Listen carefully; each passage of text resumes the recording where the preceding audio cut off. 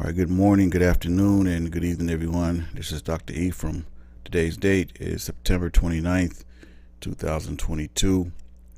And I'm saying Ahaya by Yeshua HaMashiach Baruch Atah Adonai. And if you're listening to the sound of my voice, you are blessed to see another day. And for that, all praise, honor, and glory is due to the Most High God of Israel for now and forever.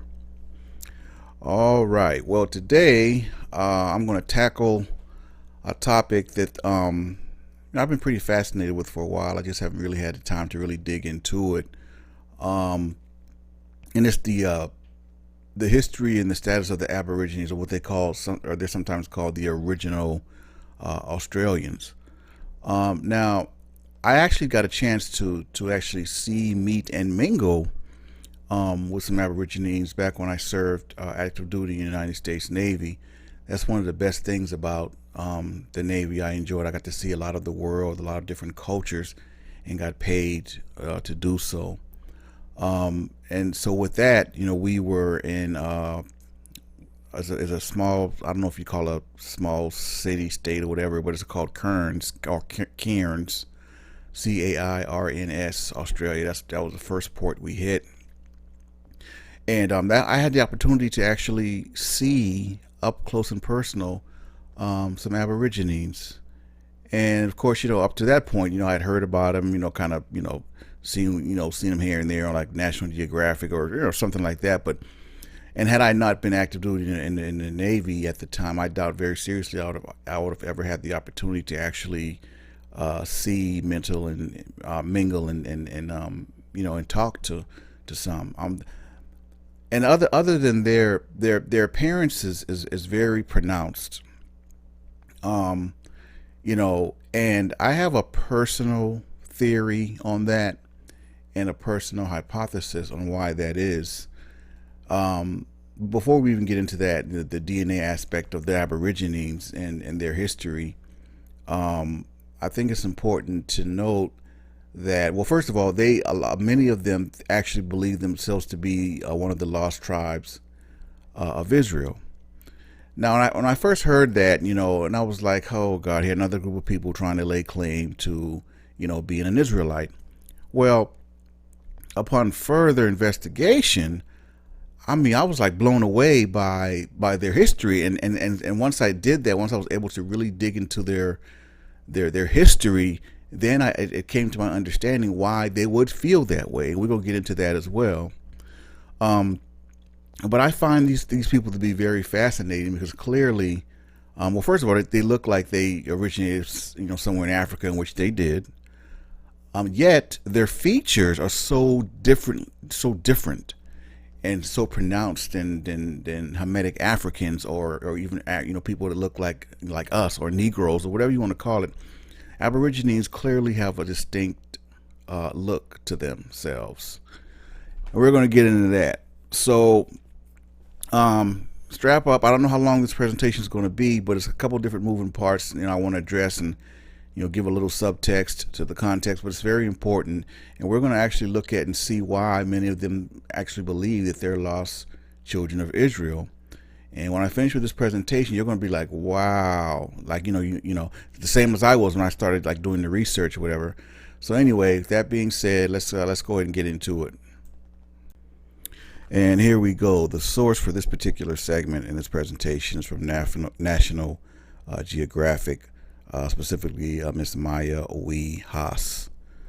And this article was published August 22nd, 2018.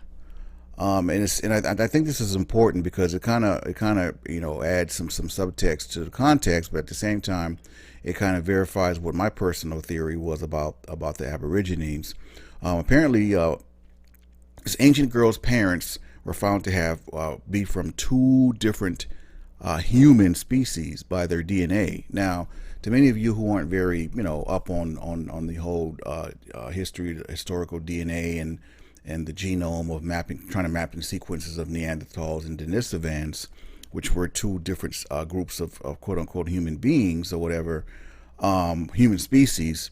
The reason why this find is so, I guess amazing, for lack of a better word, is that, for a long time, we have proof that these two groups existed, but we didn't know that they actually interbred. Well, they found the DNA on a girl who has the DNA of both a Neanderthal and a Denisovan. And so let me read a little bit from that, and then we'll talk about it.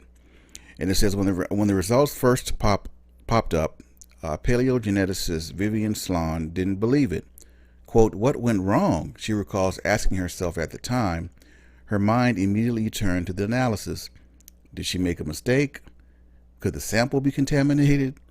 The data was telling her that roughly 90,000-year-old flake of bone she had tested was from a teenager that had a Neanderthal mom and a Denisovan dad. Researchers had long suspected that these two groups of ancient human relatives interbred, finding whiffs of both their genes in ancient and modern human genomes, but no one had ever found the direct offspring from such a pairing. The landmark find, published this week in Nature, marks the first definitive evidence for offspring that came directly from interbreeding of these ancient species and is helping shape our understanding of hominin interactions. Quote, "It's amazing to be able to find something like this," says David Reich, a geneticist at Harvard who was not part of the work. "It seemed unlikely that we would be able to catch it happening in the act, an individual that's really the product of a first-generation hybrid." So, who was this ancient child, and what does her fossil mean for our understanding of the human journey? Who were the Denisovans? Denisovans are a fairly recent and still largely mysterious addition to our understanding of the human family tree. In 2010, an international team led by Svante Pääbo of the Max Planck Institute for Evolutionary Anthropology announced the discovery of unusual hominin DNA from a pinky bone and wisdom tooth found in the Denisova cave of Siberia in Altai Mountains. They named this newly described hominin Denisovan after the cave. Further studies showed that the Denisovans were a sister group of the Neanderthals, splitting from a common ancestor some 390,000 years ago. They likely lived until around 40,000 years ago, around the time when Neanderthals were also starting to fade away. Now, I'm going to stop there. Let me just say this. Now, I gave that little piece right there on the genetic find of the girl having the DNA of a Neanderthal and Denisovan, who were human species, and the thing about it is we know that these things existed, right? Because we have the fossils, we have the bones, we have the so we knew that they existed. The thing is, there's always going to be a bunch of questions. Well, how long ago it was, how old the Earth is, all this stuff. People will be debating that for forever. There'll never be a definitive answer, because I believe it's like that on purpose. The Most High doesn't want us to figure everything out. He just doesn't. And so, we probably have more questions than answers, and I believe that is by design. But that's the one beautiful thing about DNA. I mean, you could take it, test it, map it, and the thing about it is you can carbon date whatever, and still you're not gonna it's not gonna provide the answers a lot of us are looking for. But I wanted to speak to that, because that actually lines up with my personal hypothesis and belief on the Aborigines. I believe them to be a relic, if you will, of our past, and I'm going to tell you what DNA says about them. I'm going to deal with that in the next segment about the Aborigines. They're actually older than us, the Negroes, the Hamitic groups of Africanic people. They're older than us, and again, that lines up too, because then if they're older than us and by a wide margin, they can't. I believe they came from a group of people that didn't look like me and you per se, right? But yet they're black. You look at their features and they had afros. They're dark skinned. They're even with the nose and certain features. But Aborigines have clearly pronounced features that you can't mistake a Negro for an Aborigine, and vice versa, or even a Hamitic African. You just can't. They stand out. And so I believe them to be a somewhat of a hybrid, if you will. I don't know if Neanderthal or this Denisovan species they're talking about, but I believe them to really be a relic of that, kind of in some way. Now I don't know that to be genetically or scientifically true. That's just my personal belief, and because you could see it in their features. You could just look at them, right? And their features are clearly pronounced, and they're different than ours. Yet they came from the same continent. They're still black people, and so we're gonna the next segment is going to deal with mapping the. I'm sorry. Just give me 1 second here.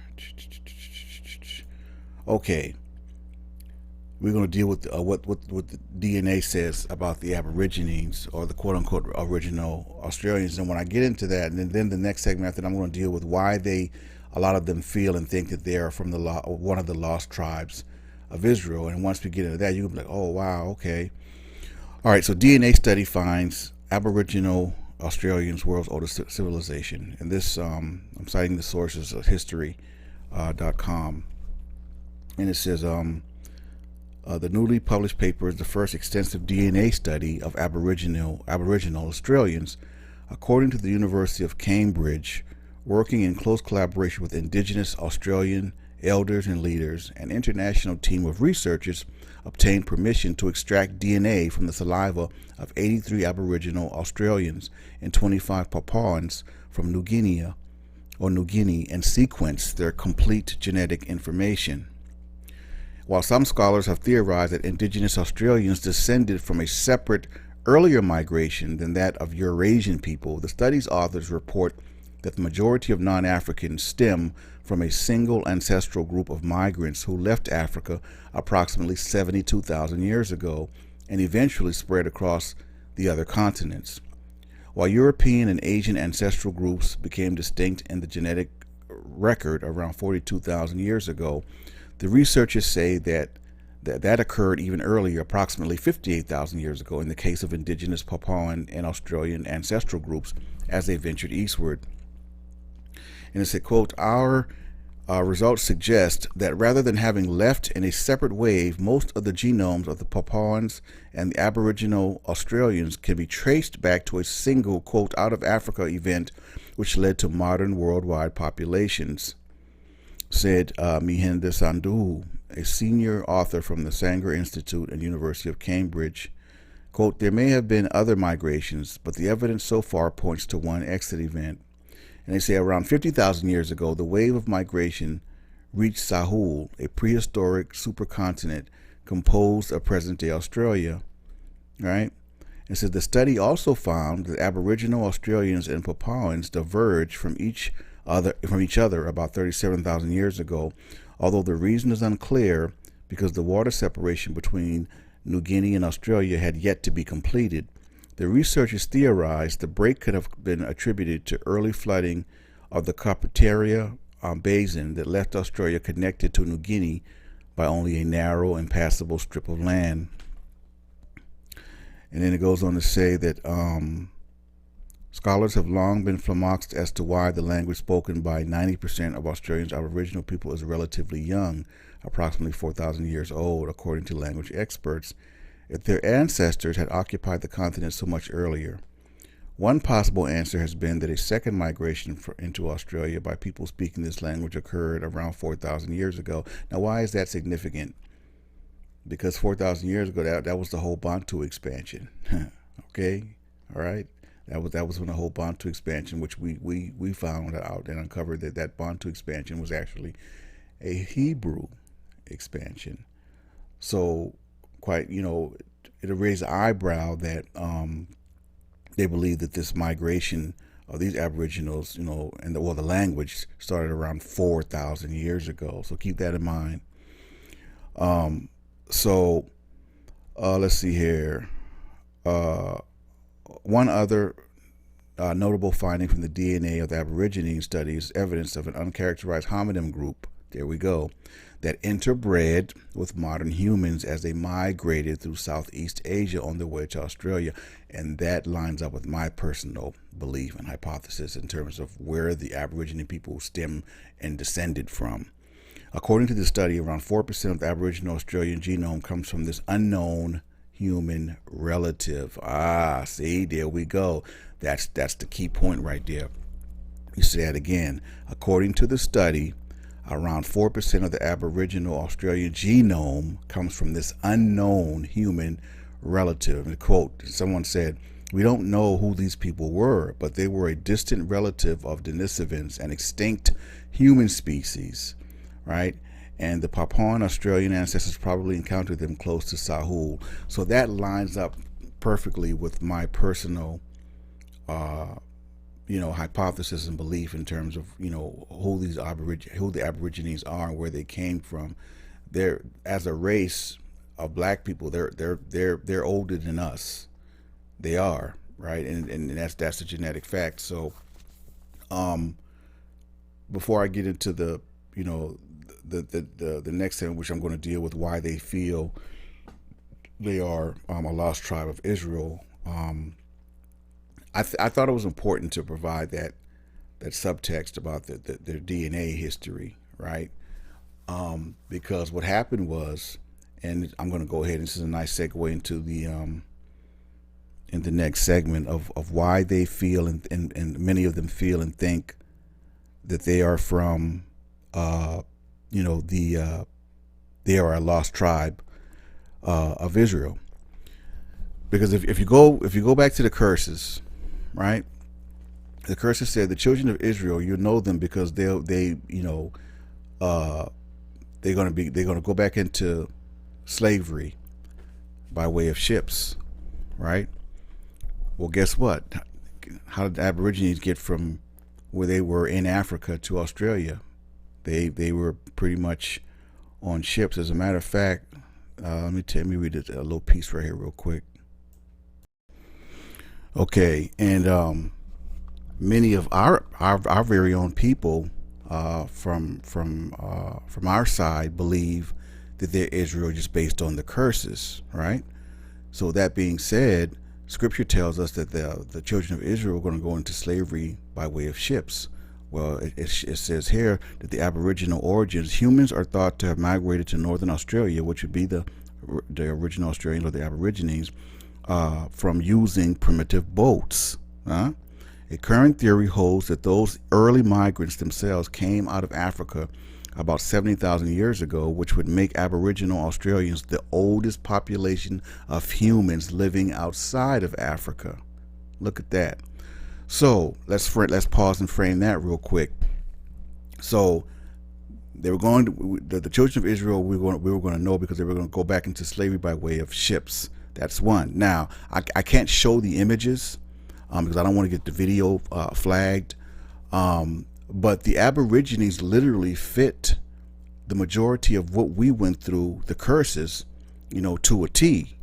I mean, really. And so I'm going to get into that into the next segment in terms of how the Europeans who arrived in Australia, how they subjugated them and colonized them and had them literally with yokes of iron on their neck. Like, I mean, it's I'm telling you, I never knew any of this before I really dug deeper into the Aborigines. Their history lines up perfectly with what the Bible says the children of Israel or our people was going to go through and what we went through. So that would explain a lot why a lot of them would think that they're a lost tribe from the children of Israel, right? And again, like I said, I'm not going to put any pictures up of them with yokes of iron on their neck, but you guys can do a quick Google search, and there's plenty of photos with Aborigines enslaved with yokes of iron on their neck. I'm just not going to, because I don't want to get the video tagged. But on to the next segment. And so, my thing is, as far as the on ships thing, I mean, if you look at it, how they got from where they were in Africa to Australia, on these boats, or they could be, referred to as ships or whatever. They were on ships, but they weren't on our ships. They were On the, they definitely were on boats and stuff, but they weren't on the boats that the children of Israel were on. But again, this is very fascinating because their story lines up almost to the letter of what the Bible said that the children of Israel were going to go through. So I could realistically see why many of them would think that they are Israelites by the curses, because many of our people think that they're Israelites by the curses. But I don't want to go on a tangent, but let me go over this real quick in terms of how they were colonized by the European Australians. And this source is from welcometothe.country.org. January 2nd, 2022 is copyright date. And again, I'm not going to include any pictures of them with yokes of iron on their neck because they're in abundance on the internet. Though, just do a quick Google search and you could see it, but I'm not going to post that. And it says, despite attempts by many Australians and even politicians to gloss over the colonization of Australia, there's no denying the treatment of Aboriginal people in Australia that continues on today. Wow. And then again, I shouldn't surprise because look at our people, the way our people are still being treated today here in America. Let's be honest, man. Let's be real. Come on. From the earliest years of invasion, there are countless stories of massacres handed down from generation to generation, and there are settlers' records found in old journals and letters that give grave insights into those early years. Some of the worst crimes against humanity happened right there in Australia. Complete communities wiped out by gunfire, herded off cliffs, burned alive, poisonings, the use of strychnine, which is widely regarded as one of the most excruciating ways to die. Wow. Sadly, politicians get away with their efforts to gloss over the early treatment of Aboriginal people. Australia's education system also does little when it comes to highlighting these atrocities. Does that sound familiar? You see what I'm saying? Anzac Day still admits the documented frontier wars, even though the war memorial states that the day is about remembering all wars. Something far less easier to hide and gloss over is a trove of images from around the turn of the century, a time when Australia was supposedly, quote, young and free, end quote. But these images show that life for Aboriginal people was more about incarceration and slavery. In recent years, Indigenous Facebook pages have been trying to share these images with the international community. However, our voices often fall upon deaf ears. Many of the following images contain images of Aboriginal men and children in chains, who were often chained up by the neck and sent, yokes of iron in the neck, and sent to the Aboriginal concentration camps. Again, I'm not going to post those images, but they exist. They're out there. And it said the oppression continues today. In recent years, the United Nations have handed down multiple scathing reports of Australia's lack of effort when it comes to improving the shocking rates of suicide, incarceration, health, and education. Australia doesn't even bother responding to these reports anymore. There is no pressure for them to do so. They have created the perfect stranglehold on our existence as they try to force us to assimilate into their toxic and destructive society. And just when you think Australia could do no worse, today they even choose the date of British invasion, January 26th, to celebrate, Australian Day. And this is why hundreds of thousands of us hit the streets each year in protest.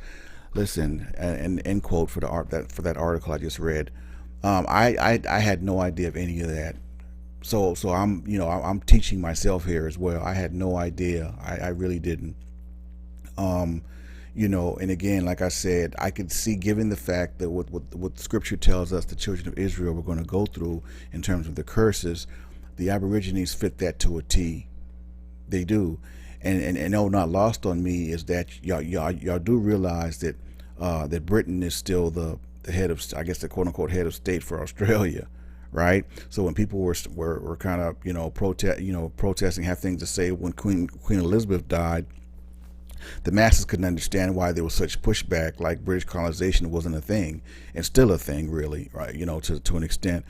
So that really gave me a lot of insight on why they actually would think that they are a lost tribe from the children of Israel. But we know that it's a little deeper than that. Yes, they do fit the curses. I mean, there's no denying that, man. I mean, they went through a lot. It's still going through a lot, as is our people, as is all pretty much dark people around the world. However, when it comes to the chosen seed, the children of Israel, the Most High is very distinct in that. And I'm not trying to take away from what they went through, their experiences or anything like that.